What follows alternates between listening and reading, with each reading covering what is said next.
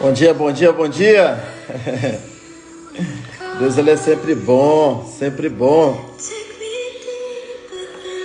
Vamos fazer a nossa live, né? Fazer o nosso café, tomar esse café atrasado aí, mas vamos tomar esse café. Não vamos deixar de tomar esse café. Infelizmente eu não pude entrar mais cedo, mas agora eu posso entrar, estar com vocês aqui, trazer mais uma ministração, mais uma palavra de vida para a sua vida, para a minha vida, para a nossa vida. Tenho certeza que vai ser um tempo muito poderoso. Estamos falando sobre ter razão ou ser feliz. A gente precisa escolher. É muito difícil você não abrir mão da razão e ser feliz no seu relacionamento. Então, a gente precisa decidir ou ter razão ou ser feliz. Em muitos momentos da nossa vida, se a gente fica batendo o pé para ter razão, a gente tem um problema com a nossa felicidade na relação. Então, o tema está bem gostoso, nós já tratamos sobre isso já duas ministrações, essa é a nossa terceira. Bom dia, Gabi, bom dia, Carlinho. Bom, vamos ver se o pessoal chega aí, porque nosso horário é 7h30 no Brasil e 11h30 aqui em Portugal. Porém, hoje eu estou entrando 12h30 aqui e 8h30 no Brasil.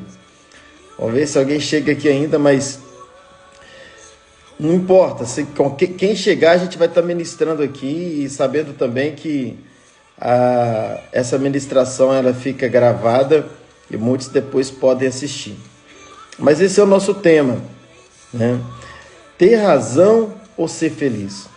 Na sua relação, o que você prefere? Você prefere ter razão ou ser feliz? Eu creio que se eu fizer essa pergunta, 100% das pessoas vão dizer que preferem ser feliz. Mas quando chega na hora da prática mesmo, baixar um pouquinho aqui, gente.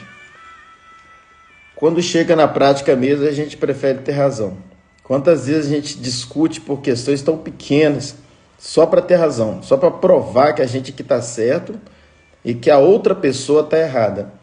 Isso não se aplica apenas num casamento, num namoro, isso se aplica na vida, no social, no relacionamento com as pessoas.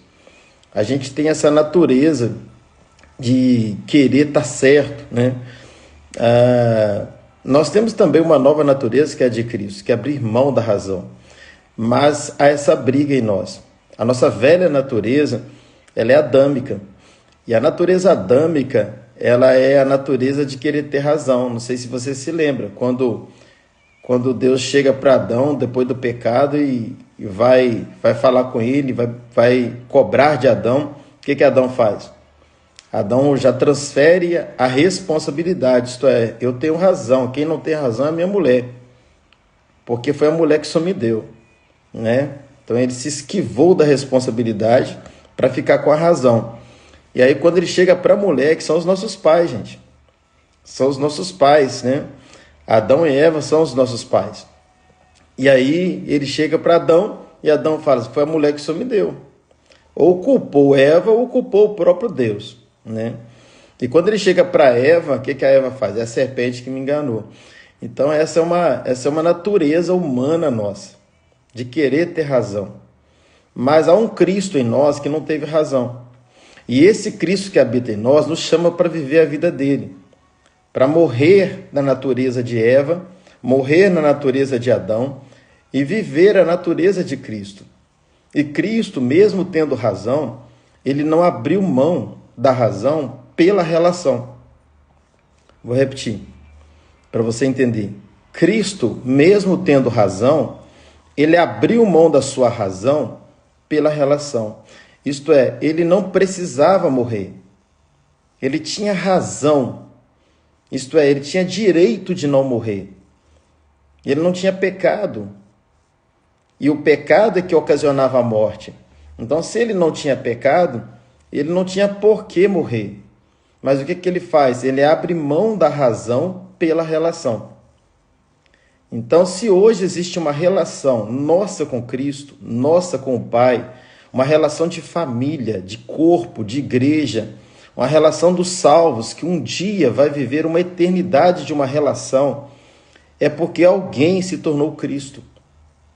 alguém abriu mão da sua razão por nós. E ele nos chama para viver a natureza dele. O problema é que a gente prefere, muitas vezes, eu me incluo, viver a natureza do primeiro Adão. A natureza dos nossos pais carnais, dos nossos pais biológicos. E essa natureza é a natureza do dar desculpas. É a natureza de não abrir mão da razão, é a natureza de não abrir mão de direitos. Mas nós fomos chamados para uma outra natureza, gente. Nós fomos salvos numa outra natureza. Por isso que, segundo Coríntios capítulo 5, versículo 17, Paulo vai dizer assim: aqueles que estão em Cristo, nova criatura é. As coisas velhas são passadas e eis que tudo se fez novo. Então eu e você, nós somos participantes da natureza de Cristo agora. Então é possível hoje você ser feliz, tendo ou não razão. Porque a questão hoje não é o quanto você tem de razão, é o quanto você tem de Cristo. Porque se você tem Cristo, não importa a sua razão, importa ter paz. Por isso que Jesus, mesmo em vida, ele disse assim: aprenda de mim, que eu sou manso e humilde de coração. Então vocês vão encontrar descanso para as vossas almas. Isto é, um ambiente de paz, descanso, felicidade. Aprenda de mim, ser manso e ser humilde. E eu sempre digo que uma pessoa mansa é aquela que não ofende ninguém. E uma pessoa humilde é aquela que nada ofende ela. Então, quando você vive esse nível de relacionamento, onde você não ofende as pessoas e nada te ofende, você se torna uma pessoa feliz nos relacionamentos. Seja ele conjugal, seja ele na igreja, seja ele com a vizinhança, seja ele na família, seja em qualquer área da sua vida. Quando você abre mão da razão, você está começando a encontrar o lugar, o ambiente de descanso. Então, pela relação, preste atenção, pela relação é necessário pelo menos um Cristo. Eu vou repetir. Pela relação é necessário pelo menos um Cristo. Gente, tem poucas pessoas aqui comigo, mas se você puder fazer esse favor, vou fazer aqui também. Como eu disse, esse não é o horário da nossa live, mas se você puder compartilhar aí, eu vou fazer rapidinho aqui. Você pode fazer aí também, chamar o máximo de pessoas para estar com a gente também. Ah, mas eu vou chamar e se a pessoa não vier agora, ela pode vir depois. A questão não é o horário que ela vem, a questão é que você já pode mandar esse vídeo para ela, para que ela assista em outro momento também. Então, se você puder fazer, eu faço por aqui também, e a gente vai alcançar mais pessoas. Então, eu vou voltar a dizer, porque esse tema é tão necessário, gente, por isso que é bom compartilhar. Eu vou voltar a dizer aqui, às vezes pela relação, olha lá, Marquinhos, que alegria tê-lo aqui. Às vezes pela relação é necessário que haja um Cristo. Às vezes você vive um ambiente de paz, onde não há essa necessidade de um sacrifício. Mas muitas vezes é necessário que haja um sacrifício. Quando eu falo de um Cristo, eu estou falando de um sacrifício. Se um lado sacrificar, a relação melhora. Ah, mas por que tem que ser eu? Queridos, é privilégio ser você. É privilégio ser você. Aquela pessoa na relação, isso que eu estou falando é para mim também. Aquela pessoa na relação que se sacrifica, é privilégio para ela. Pastor, não faz sentido. Como que pode, se há uma relação entre duas pessoas, a que está se sacrificando, essa pessoa está no prejuízo, ela que está se sacrificando. A lógica é essa, concordo plenamente contigo. A lógica é essa. Só que nós não vivemos a lógica, nós vivemos um princípio. Os princípios na Terra estão estabelecidos. E você querendo ou não, eles vão acontecer. Você não tem poder para quebrar princípios naturais. Você quebra princípios contra a sua própria vida, mas princípios a favor de todos, princípios estabelecidos por Deus, que são naturais, você não tem como quebrar. Você quer ver? Lá em Gênesis capítulo 8, versículo 22, quando as águas baixaram, a Bíblia diz que Noé sai da arca, e aí Deus fala para Noé assim, olha só isso aqui, enquanto a terra durar, preste atenção nisso aqui, isso vai te ajudar. Enquanto a terra durar, vai haver frio e calor, verão e inverno, dia e noite, e sementeira e ceifa. Então Deus colocou ali 4 princípios enquanto a terra durar. Esses princípios, eles acontecem. Frio e calor, tem ou não tem, gente? Claro que tem. Tem o tempo do frio, o tempo do calor. Todo ano você passa por esses dois momentos, essas duas temperaturas. Verão e inverno, que está perto do frio e calor, mas está lá na Bíblia. Tem verão e inverno? Tem, gente. Tem o tempo do frio, que é o inverno, tem o tempo do calor, que é o verão. Todo ano a gente passa por essas duas estações. E ele fala mais, dia e noite. Tem dia e noite? Tem. A cada 24 horas a gente vê o dia e vê a noite.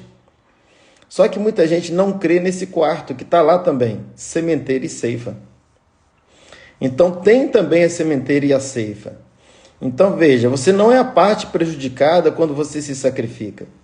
Você é a parte do semeador. Você é a parte que semeia. Então quando você está se sacrificando pela relação, você é a semente. E a semente, preste atenção. A semente, para que ela germine e dê fruto, ela tem que o quê? Ela tem que morrer. Toda semente para frutificar, primeiro ela morre. Então, morrer é o quê? É o sacrifício. É o sacrifício da relação. Então, quando você se sacrifica pela sua relação, a favor da relação, e é claro, a favor do próximo que está nessa relação, quem está semeando é você. Quem está entrando dentro de um princípio estabelecido que se cumpre é você. Então, no momento, parece que você está no prejuízo, porque você é quem está se sacrificando, momentaneamente. Mas só que a vida passa, os dias passam, as semanas passam, os meses passam, os anos passam. E o que você plantou como semente na sua relação, que é a parte sacrificial, você vai colher. E quando você colher, você vai colher numa proporção muito maior do que aquela pessoa que recebeu essa semente. Está dando para entender? Então, por exemplo, você e seu esposo, você e a sua esposa, se você é a parte sacrificial hoje, é uma questão de tempo para você fluir numa felicidade, numa alegria dentro do seu casamento, até maior do que a alegria da sua esposa. Por quê? Porque você quem está semeando. E toda semente tem perspectiva de colheita. Então você não perde por se sacrificar. Você não perde por semear na vida do seu cônjuge. Você não perde, porque há tempo de plantar e também há tempo de colher. Você quer ver? O próprio Cristo, ele se tornou o nosso sacrifício. Deus, ele deu o filho dele, ele amou o mundo de tal maneira que deu o seu único filho. O que ele fez? Ele plantou o filho. O Filho de Deus foi uma semente nessa terra. Foi a parte sacrificial da relação. E hoje, quem colhe? Qual a maior família da terra? Por maior que seja uma família humana, qual é a maior família da terra? A família de Cristo. A família do nosso Pai Celestial. Por quê? Porque ele plantou um filho. Ele deu um filho e olha a colheita dele. Então, a princípio, quando você semeia, quando você é a parte sacrificial, parece aos olhos humanos que você está no prejuízo, mas é uma questão de tempo para você ver que você não está. Entenda, querido, a gente precisa entender os princípios bíblicos, os princípios do reino. Você quer ver um outro exemplo? Olha só isso aqui. Jesus um dia ele disse que é melhor dar do que receber. Você lembra desse texto? Ele disse isso, que é melhor dar do que receber. Bom, tem lógica isso, gente? Fala para mim, tem lógica isso? Bom dia, Diogão, bom dia, Clodoaldo, que alegria tê-los aqui. Bom, essa live está fora do horário, mas vamos lá, vamos em frente. Eu ia fazer 11h30, mas não deu, estou fazendo 12h30 aqui de Portugal. Vamos lá. Então, olha só. Vê se tem lógica isso. Jesus falou assim, é melhor dar do que receber. Você consegue ver lógica nisso? Não existe lógica nisso. É claro que não é melhor dar do que receber na visão lógica. É melhor você receber. É prova disso que a gente não é tão burro assim, e se tiver um grupo de 10 pessoas e alguém chegar e falar assim, quem tem 100 reais para me dar? Ninguém levanta a mão. Mas se alguém chegar no grupo e falar assim, eu estou com 100 reais aqui, quem que é? Aí dá briga. Dá ou não dá? Bom, eu até lembro, comentei aqui na live passada, de uma pegadinha do Ivolanda. Não sei se vocês lembram dessa pegadinha, que ele está na casa lotérica de um bilhete sorteado. E aí a mulher fala para ele assim, o prêmio é 10 mil reais, mas você tem que pegar lá no bairro tal, na rua tal. Ele, eu tenho que ir lá longe por causa disso. E ela tem, porque é lá que você tem que receber tudo armado, né? Aí ele pega aquele bilhete e diz, eu não quero esse dinheiro não, ele joga no lixo. Quando ele joga no lixo, todo mundo ouve. Meu Deus, que loucura. Quem lembra? Quem já assistiu essa pegadinha? Por quê? Porque a gente quer receber, a gente não quer dar. Só que Jesus disse que é melhor o quê? Melhor dar do que receber. Como é que eu explico um princípio desse? Essa é uma boa pergunta para a caixinha de perguntas. Como que eu explico isso, pastor? Como? Como que eu vou entender Jesus que é melhor dar do que receber? Bom, vamos explicar então. É porque a nossa questão, eu volto a dizer, ela é muito momentânea. A gente olha o momento, a gente não olha o amanhã. A gente tem esse problema seríssimo de não ver amanhã. Uma estrada longa, a gente só consegue ver a reta. Mas Deus, ele vê a estrada toda, querido. Vê todas as curvas, vê todas as retas. A gente só vê o hoje, a gente não consegue ver 2024. É difícil alguém de muita visão ver o próximo ano. Então veja, por que é melhor dar? Porque se eu pego 100 reais e dou para o Diogo, por exemplo, eu estou dando 100 reais para ele. Então, a princípio, parece que é melhor para ele, porque ele recebeu 100 e de mim começou a faltar 100. Só que o que eu dei para ele foi em forma de uma semente. Para ele foi o pão, para mim foi a semente.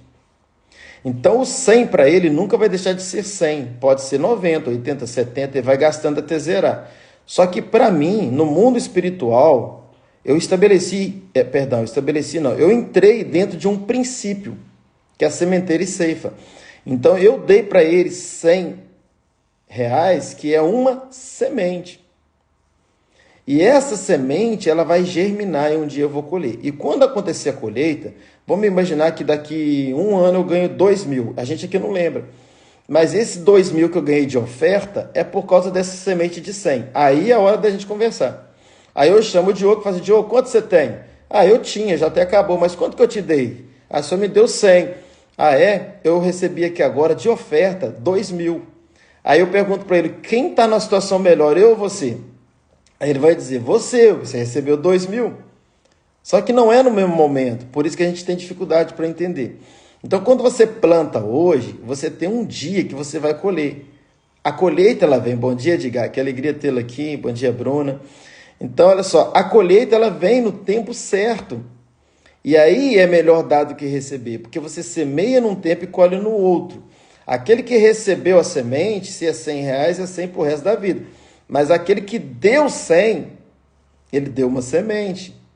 E há um princípio, que é o princípio da sementeira e da ceifa. Por que dízimo funciona?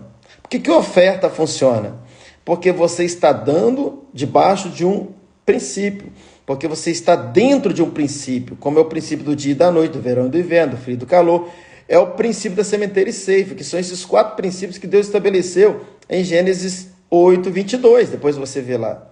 Então, mesmo Deus, assim como eu, de braços cruzados, quando você semeia, você colhe. Porque você entra num princípio que já está estabelecido e que por ordem natural funciona. Por isso que dízimo e oferta funciona. Bom, então vamos lá, vamos trazer isso para a relação de novo. Quando há um Cristo na relação, essa pessoa é o sacrifício. Na relação, tendo esse Cristo é o que morre. Por isso que toda semente só germina quando morre. Então, o Cristo da relação foi você. Por você ter sido o Cristo da relação, espere que uma hora você vai colher. O problema é que a gente quer colher na hora, a gente quer disputar força, a gente não. Por que ela que não? Como se fosse a parte pior. A nossa mente humana, momentânea, a gente vê que se sacrificar pela relação hoje é estar na pior parte. Mas não é. Semear nunca vai ser a pior parte. É para os momentâneos. Mas quando você entende a palavra de Deus, quando você entende sobre o princípio da semeadura, você vai perceber que vale a pena você ser a semente. Porque uma hora você vai colher. Aguarda, paciência. Não é assim que o agricultor faz? Eu não tenho que ter paciência. Eu amo manga, gente. É a minha fruta predileta, é a manga. Mas é a manga Ubá, aquela manga que não tem lugar nenhum senão lá em Ubá, na região de Ubá. E aí, eu passo pelo pé de manga e eu vejo a manga pequena ainda, verde, às vezes está na beira da estrada. Eu não posso apanhá-la, mas eu sei que vai chegar um momento que ela vai ficar madurinha, amarelinha, aí é hora de chupar a manga, é hora da colheita. A gente tem essa mania de não saber esperar o momento da colheita. E é por isso que muitas vezes a gente tem dificuldade para semear. Mas voltando para a nossa relação, é necessário um Cristo para restaurar a relação. Talvez você está me assistindo agora, ou talvez você vai assistir em outro momento, não agora ao vivo, mas em outro momento, essa ministração. Se você precisa restaurar a sua relação, seja ela conjugal, seja ela com a vizinhança, seja ela na família, no trabalho, na escola, se há uma necessidade de restauração de relação, é necessário que haja um Cristo e que você seja esse Cristo. Como é que a relação do homem com Deus foi restaurada? Quando entrou no processo um Cristo. E o Cristo é a parte sacrificial. Quando nós falamos de Cristo, nós falamos de sacrifício, querido. Deus, ele deu o Filho dele para que restaurasse uma relação. Você quer ver? Vamos lá nesse texto aqui, que Paulo diz aos Filipenses. Se você puder pegar sua Bíblia, amém. Se não puder, fique tranquilo, que eu vou mostrar para vocês esse texto aqui, que respalda o que nós estamos falando.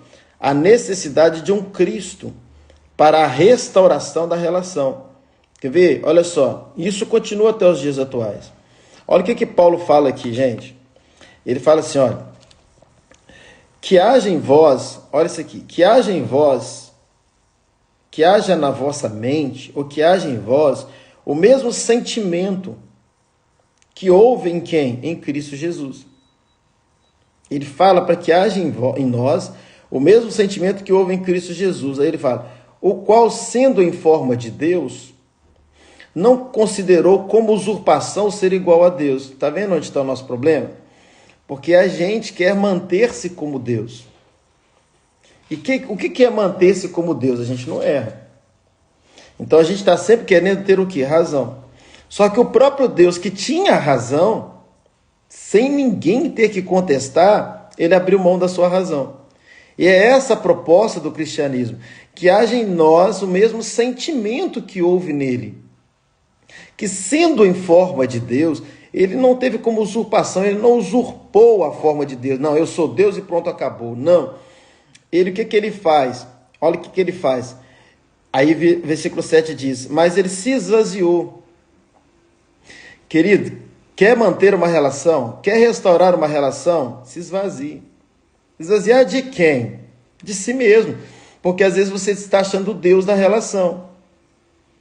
Por isso, eu falei até na nossa primeira ministração, por isso que hoje, nos dias atuais, a gente vê muito relacionamento com quem hoje? Com cachorro. Você já reparou que hoje, como nunca, o homem está tendo uma excelente relação com o cachorro? Você já reparou isso? Não tem nada contra isso, não vem com essa questão de discutir isso comigo aqui não, porque não é essa a questão, até porque também você não vai ficar discutindo daí, mas só para você entender o que eu estou querendo dizer.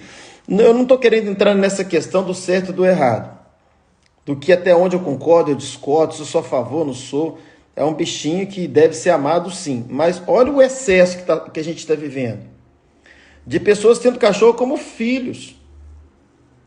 Então a relação está tão forte com o cachorro, ao ponto de muitas pessoas se relacionar muito melhor com um cão do que com as pessoas. Tem gente que é amigo de cachorro, mas não é amigo de gente. Tem gente que trata melhor um cãozinho, investe mais no cãozinho, gasta mais com um cãozinho do que com um filho, do que com um ser humano. Agora, você parou para pensar por que a mente humana hoje, será que é porque o homem é tão amoroso assim? Você pensa que é assim?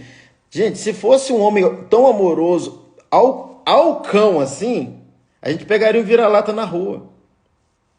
Se a questão é o ser cachorro, o ser animal que precisa do nosso cuidado, A gente teria o mesmo amor por um vira-lata na rua. Mas o que, que a maioria faz? Compra o cachorro mais lindo que ela acha, porque ela está querendo satisfazer qual ego? O do cachorro ou o dela? Ah, gente, tem gente que não tem coragem de aprofundar nesse assunto, mas eu vou aprofundar. Eu não, assim, se você tem um cão e é lindo, investiu, pelo amor de Deus, fique em paz. Mas eu quero trazer um raciocínio aqui que vai te levar a um outro entendimento também do que a gente quer trazer. Então, veja, as pessoas estão sempre querendo uma relação com o cachorro e faz questão de investir e preocupa sim, não estou generalizando, não preocupa sim com o cachorro mais lindo que tem, não compra às vezes porque não tem dinheiro, mas quanto mais lindo o cachorro, melhor. Por que que o homem está valorizando tanto a relação com o cachorro? Por quê? Você já parou para pensar nisso? Está dentro do que a gente está tratando. Porque com o cachorro você sempre vai ter razão, querido. Numa relação de você e o cachorro, você é o Deus. O cachorro é a gente. Então é você quem manda e desmanda, você é o soberano da relação.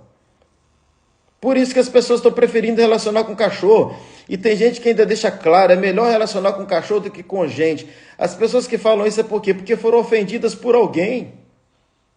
Porque não consegue mais conviver com as pessoas. Então ela prefere começar uma relação com o cachorro do que com o ser humano. Porque na relação com o cachorro é uma relação altamente religiosa. De modo que ela é o Deus da relação e o cachorro é o adorador. É o cachorro que louva, é o cachorro que adora ela, é o cachorro que está no pé dela, é o cachorro que fica lambendo ela.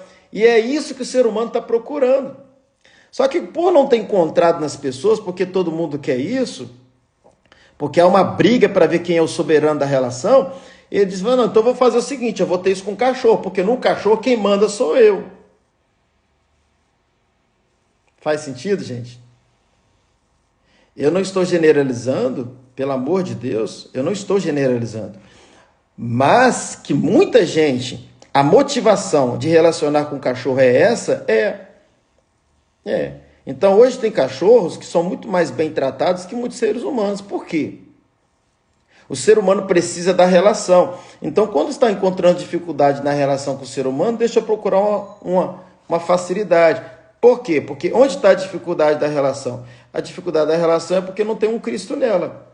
Não há relação se não houver, bom dia Sheila, que alegria tê-la aqui. Não há uma boa relação se não houver dentro dessa relação um Cristo. Só que voltando ao raciocínio com o cachorro, o que acontece na relação com o cachorro? Existe uma religião formada ali, onde o cachorro é o adorador e o dono é o adorado. Onde o cachorro obedece, o dono manda. Onde existe uma soberania. A soberania do seu dono. E o cachorro, então, ele só tem uma função, obedecer. Ele come na hora que o dono dá a comida, ele bebe na hora que o dono dá a água.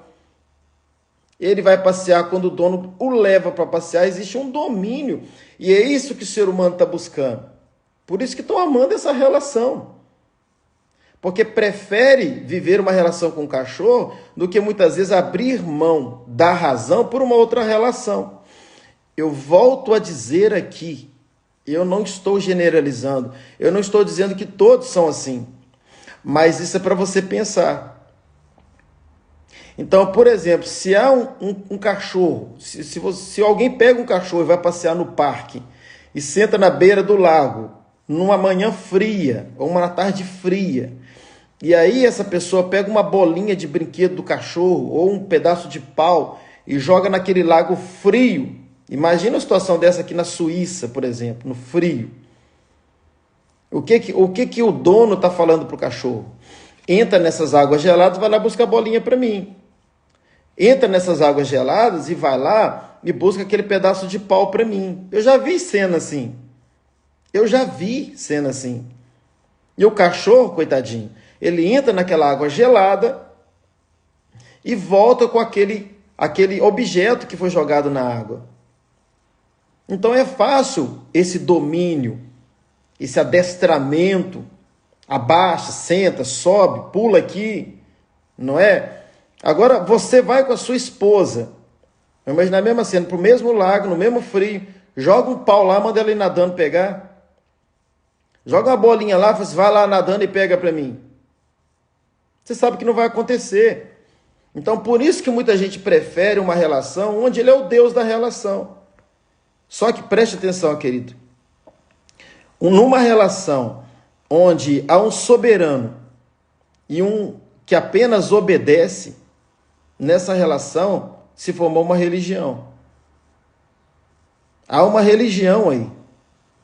E Deus, ele não nos chama para esse modelo religioso, de modo que ele fala e a gente obedece. Não, ele nos chama para uma relação amorosa. E a nossa relação amorosa, ela só vai acontecer quando houver das partes o compartilhar. Quando houver das partes o prazer. E para que isso aconteça, é necessário, muitas vezes, no processo, um Cristo. Por isso que o Pai deu o seu Filho como Cristo, para salvar uma relação que já seria condenada, então vem o Filho para resolver o problema. E aí vamos continuar aqui para a gente entender. Aí o texto diz assim, olha, mas ele se esvaziou, tomando a forma de servo, isto é, deixa eu servir, deixa eu participar como servo dessa relação. Bom dia, Sidney, que alegria tê-lo aqui. Então ele se esvaziou assumindo a forma de servo. E a Bíblia diz para nós que ele se fez semelhante aos homens. Então olha só o que acontece aqui. Vou fazer com a mão aqui para você entender. Deus, nós, eu não vou baixar mais a mão que vai sair do vídeo, mas é bem para baixo nós. Deus aqui em cima. O que ele faz para salvar uma relação? Ele não chama a gente para subir. Ele desce. O problema nosso é que a gente se acha na relação, os melhores da relação, e a gente fica olhando para baixo, brigando com o nosso cônjuge, para que ele se vire e conserta a vida dele, arruma, para de fazer o que está fazendo, ele vai mudando, muda que eu estou aqui, eu sou bom, eu estou te esperando aqui, vai mudando a sua vida. E a gente só quer mudar as outras pessoas para que elas venham para o nosso nível, porque nós somos o quê? Soberanos na nossa mente. Nós somos os certos da relação. Bom dia, Elisa, que alegria vê-la aqui. Então a gente se defende como alguém que não erra. Então, se nós somos alguém que não erra, se a gente fica sempre querendo ter razão, a gente então está querendo ser o quê? Ou no nosso inconsciente, nós somos o quê? O Deus da relação. Então, o que a gente fica querendo? Estabelecer leis, princípios, para quem está aqui embaixo, para que essa pessoa suba para esse nível. Ela tem que melhorar. Meu nível é muito melhor que o dela. Eu sou mais santo, eu sou mais correto, eu sou mais honesto, eu sou mais tudo. Eu sou o certo da relação. Ela é tudo errado. Então a gente está sempre olhando para baixo, fazendo todas as correções, todo dia, brigando, para que essa pessoa muda de vida, para de fazer as coisas erradas dela, e a cada dia ela vai melhorando para que ela suba, vai subindo até a gente se encontrar aqui. Aí você olha para ela e fala, agora vai dar certo a relação, porque você mudou de vida, você trabalhou todas as áreas da sua vida para ser boa como eu. Então agora nós estamos bem na nossa relação. Infelizmente, muita gente, Deus está falando para mim também, quer fazer isso com o participante da relação, seja no casamento, seja no trabalho, seja onde for. A gente quer que as pessoas mudam para chegar no nosso nível do quanto bom nós somos para ter uma relação saudável. Só que Deus ensina para nós uma outra estratégia. Deus, com toda a sua sabiência, com toda a sua soberania e a sua sabedoria, ele entendeu o seguinte, que nessa relação, o que faz ela dar certo não é só você mudar a pessoa aqui. É você se esvaziar. Se é bom mesmo, então se esvazia e vem para aqui. Porque a relação pode estar aqui também. E o ambiente daqui é melhor do que daqui. Porque aqui é um ambiente que tem que estar tudo perfeito. Aqui é um ambiente onde pode estar tudo errado, mas vocês são felizes por dentro. Então o que Deus faz, querido? Ao invés de pedir a gente para subir para o nível dele, ele desce para o nosso nível. Por isso que Paulo vai dizer, olha, ele esvaziou-se de si mesmo. Ele desceu. Ele saiu do céu e veio para a terra. Ele esvaziou-se de si mesmo, tomando-se a forma de servo. Ele veio servir a gente. E aí o texto continua e fala assim, sendo feito semelhante aos homens. Então, como Deus, ele desce para ser semelhante a quem? A homens. Semelhante a nós. Então, ao invés dele querer que a gente suba para o nível dele, ele desceu para o nosso nível. Agora, vamos lá. E achado na forma de homem, humilhou-se a si mesmo. Humilhou-se a si mesmo. Olha que coisa linda. Então, muitas pessoas falam assim, não sei se você já ouviu isso, fala assim, os humilhados serão exaltados. Alguém já ouviu essa frase?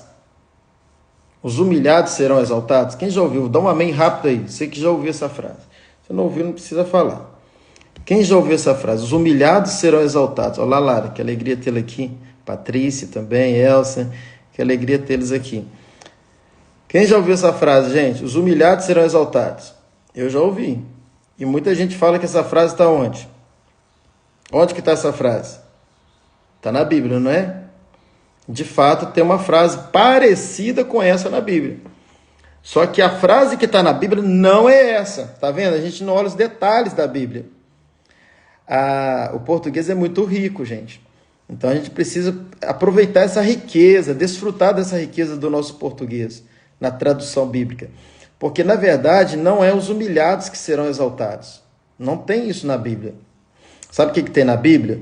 O que tem na Bíblia é que aquele que se humilha será exaltado. Não é quem, porque alguém me humilha, eu serei exaltado. Não. Eu estou aqui para ser humilhado mesmo pelas pessoas. Isso é ser servo de uma relação. A Bíblia está dizendo que quando eu me humilho, eu serei exaltado. Tanto é que está lá assim, humilhai-vos debaixo da potente mão de Deus, para que a seu tempo, lembra que eu falei agora há pouco sobre sementeira e ceifa? Para que a seu tempo ele vos exalte. Então esse texto respalda o que falamos aqui sobre sementeira e ceifa. Eu me humilho na relação, tá? Eu me humilho, não é ser humilhado por alguém, é eu me humilhar. E o texto diz para mim que a seu tempo, no tempo certo, eu serei por ele exaltado, que é a minha colheita. Então não é quem te humilha, não é por você ser humilhado que você vai ser exaltado. Não, ser humilhado não exalta ninguém. Nós estamos aqui como cristãos para ser humilhado mesmo. E não é essa a nossa exaltação. A nossa exaltação é quando eu próprio decido me humilhar. Jesus não foi a cruz que matou ele que foi a cruz para ser morto. Ele se humilhou à cruz. Ele podia não ter ido, ele tinha o poder para não ir, ele tinha autoridade para não ir, ele tinha governo para mandar uma legião de anjos e acabar com aquilo tudo ali, com aquela festa romana ali. Mas não, ele se esvaziou, ele se humilhou. E olha a exaltação dele. Hoje ele foi exaltado, hoje ele é o próprio Deus novamente. E olha a família que ele tem, por ter se entregue naquele dia para uma relação, a favor de uma relação. Que hoje nós temos um pai, temos ele como irmão mais velho, temos uma grande mesa de milhões e milhões de salvos. Porque um dia Deus se fez carne, habitou entre nós e se humilhou até a cruz. E aí tudo por uma relação. E aí olha o que Paulo fala aqui aos Filipenses. Aí fala, e achado na forma de homem, humilhou-se a si mesmo, tornando-se obediente até a morte. E morte de cruz. Aí o texto diz, pelo que Deus, aí olha só, aqui está a colheita, pelo que Deus, também Deus o exaltou supremamente.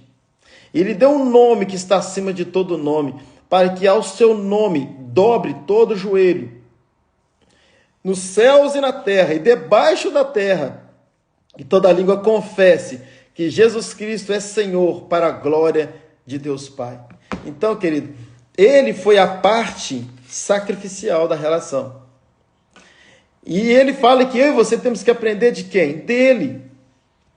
Então, numa relação, para que ela seja salva, para que ela seja restaurada, é necessário que haja um Cristo, muitas vezes. Muitas vezes. E que você seja o Cristo. E não pense ser o Cristo, ser a parte pior. Nunca pense isso. Ser o Cristo não é ser a parte pior. Ser o Cristo, por incrível que pareça, querido, é a parte melhor. Porque a seu tempo você será exaltado. A relação será tratada e nós seremos exaltados. A gente já está partindo para o encerramento, mas deixa eu dizer algo aqui. Às vezes a gente, todos nós, presta atenção, isso aqui é algo que eu vou até repetir que eu já falei aqui.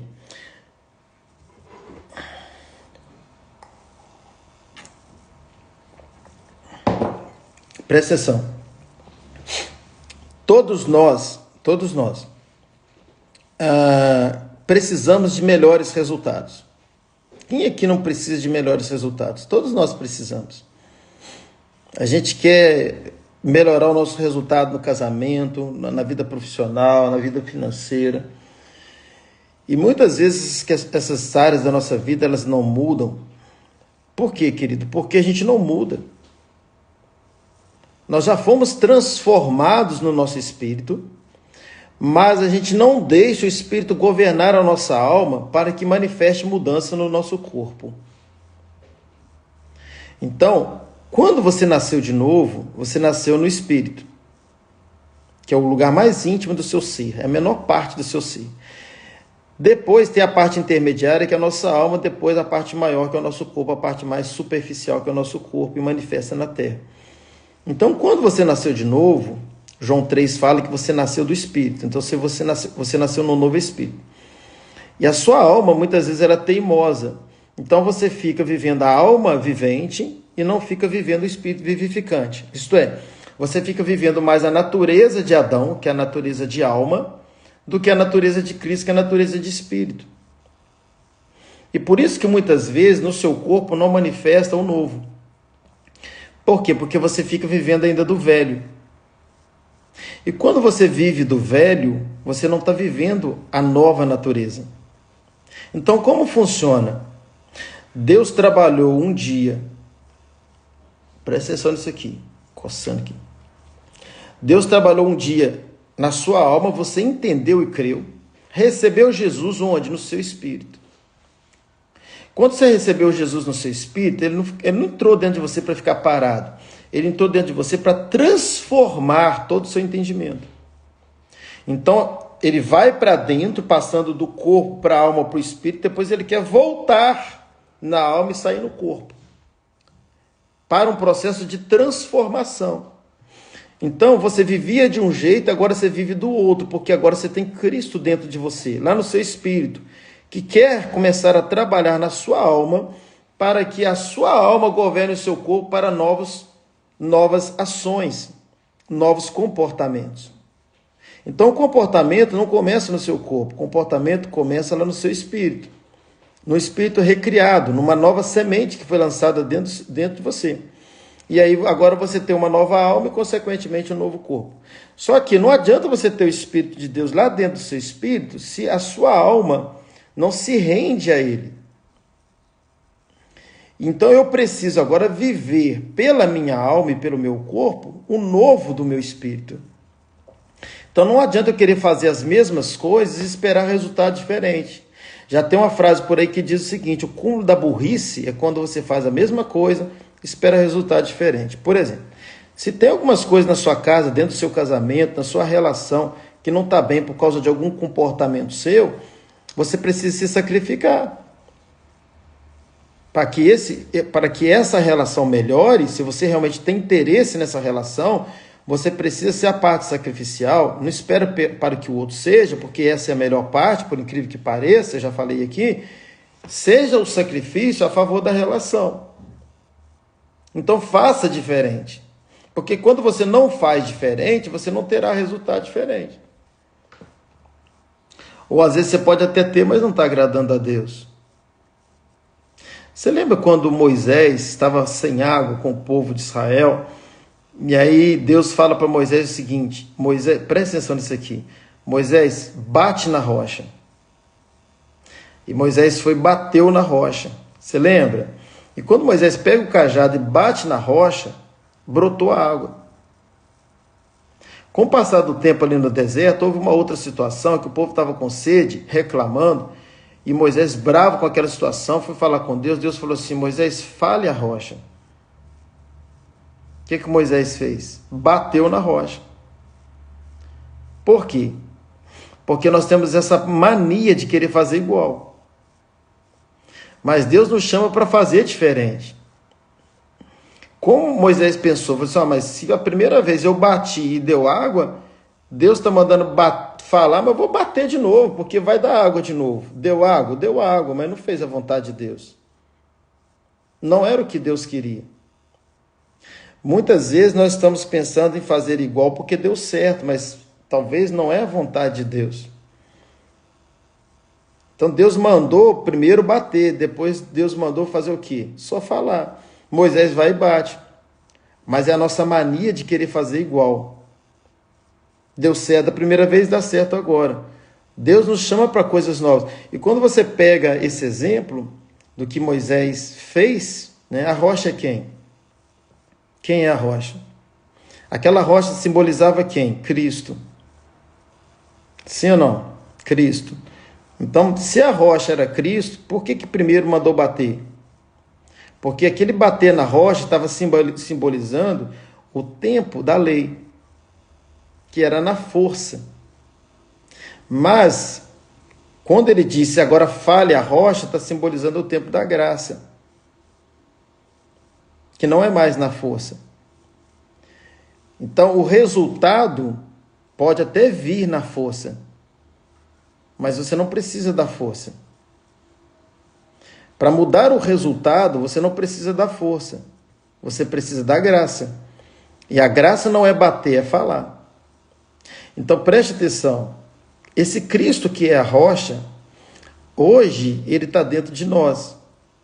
Você não precisa querer fazer igual. Eu resolvi um monte de área da minha vida no esforço, eu lutei e tal, já está pesado, eu não aguento mais essa relação, pastor. Amém. Então acredite que há um Cristo dentro de você que não é necessário mais seu esforço. É porque você não entendeu ainda. A gente tem essa dificuldade em entender. Quando você nasceu de novo, lá no seu espírito, a rocha entrou. E essa rocha que entrou lá no seu espírito, ela está em comunhão com o seu espírito. Mas ela precisa estar em comunhão com a sua alma e com o seu corpo.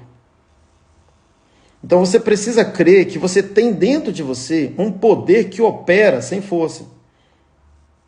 Lembra de Paulo, quando ele reclamou do espinho na carne? O que Deus falou para ele? Jesus falou para ele, a minha graça te basta. Querido, há uma graça dentro de nós para ver as pessoas com olhar de graça. Há uma graça dentro de nós para perdoar. Há uma graça dentro de nós para amar mais. Há uma graça dentro de nós para salvar qualquer relação. Ao ponto de Jesus dizer para você e para mim que, se necessário for, que nós amemos até o nosso inimigo. Sem essa graça, ninguém consegue isso. Sem essa graça, você não consegue amar amigo. Então, essa graça é um poder que está dentro de nós. A gente só precisa dar vazão, dar lugar para essa graça, para que ela tome todo o nosso corpo, todo o nosso ser. E isso só vai acontecer quando a gente morrer. Não morrer fisicamente, mas morrer para as nossas vontades. E o que é morrer para as minhas vontades? Me esvaziar. Me humilhar. Quanto mais eu morro para mim mesmo, mais essa graça manifesta em mim. Quanto mais essa graça me manifesta em mim, menos é bater e mais é falar. É mais leve. É mais prazeroso ser Cristo. Porque é pela graça. É pela relação. E é tudo por amor. Então a gente começa, para a gente encerrar aqui, gente. A gente começa no Eros, mas a gente precisa terminar no Ágape. Todo relacionamento, se você analisar bem, ele se inicia no Eros. Naquela primeira paixão, aquele primeiro olhar, aquele interesse, aquele ficar, aquele namorar, aquele noivar, aquele interesse pela pessoa mesmo do outro lado, né? E isso atrai. E aí atrai, acontece o quê? Chega ao ponto de acontecer o casamento. Então o Eros é importante numa relação? Claro que é. Eu falei sobre isso, acho que foi na live passada. A gente vai encerrar falando um pouquinho disso.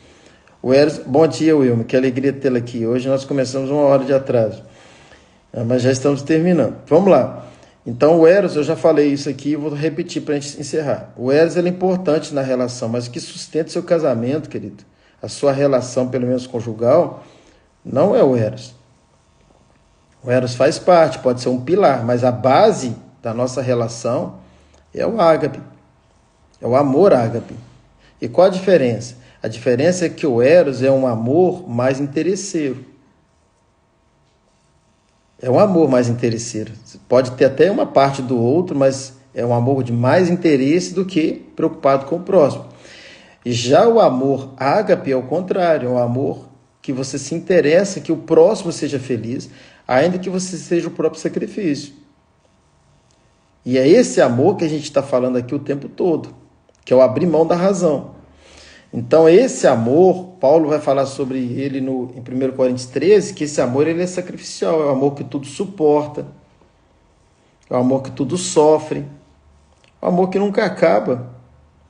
O amor, olha só esse aqui, que não busca os seus próprios interesses, o amor que é benigno, que é paciente. Pastor, é tão difícil viver esse amor. Gente, é isso que a gente precisa acordar para entender. Não é difícil. Por que não é difícil? Porque esse amor está dentro de nós. Cristo é esse amor. E ele decidiu habitar dentro de nós na pessoa do Espírito Santo. Então você já tem esse amor dentro de você. Você só precisa crer. Você só precisa orar de forma correta, falar a rocha e dizer: Senhor, eu sei que o Senhor está dentro de mim. Eu sei que não é mais na minha força, no meu cajado, não é pancar a rocha, mas é crer que essa rocha já está dentro de mim para jorrar essa água. Eu creio, Senhor, que o Senhor é suficiente para trabalhar a minha alma, a minha nova natureza, para que eu ame mais, para que eu seja participante dessa relação, mas que eu seja a parte principal do processo de fazer essa relação dar certo. Para que eu abra mão da minha razão pela relação. Para que eu preocupe mais em ser feliz do que me preocupar em ter razão.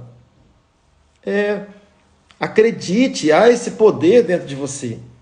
A graça é ela que te basta. Ela é suficiente para você olhar com o olhar da graça. Ela é suficiente para você romper qualquer situação adversa que a sua própria alma não consegue vencer. Ela é que cura a impotência da sua alma, ela sobrepõe qualquer realidade externa. Você só precisa crer nessa verdade, que o que está dentro de você é um poder capaz de fazer de você alguém que ama no ágape. Alguém que seja parte do sacrifício, alguém que seja o Cristo da relação. E isso é necessário, querido. Quantas vezes isso é necessário para que a relação dê certo. Amém, gente? Então é isso, nós vamos parar por aqui. Quero pedir perdão aos irmãos aí por ter atrasado com a live hoje, mas não consegui começar mais cedo. E a gente para por aqui, mas na segunda-feira a gente vai estar de volta, talvez com um assunto novo. A gente tem muita coisa para falar sobre fé ainda.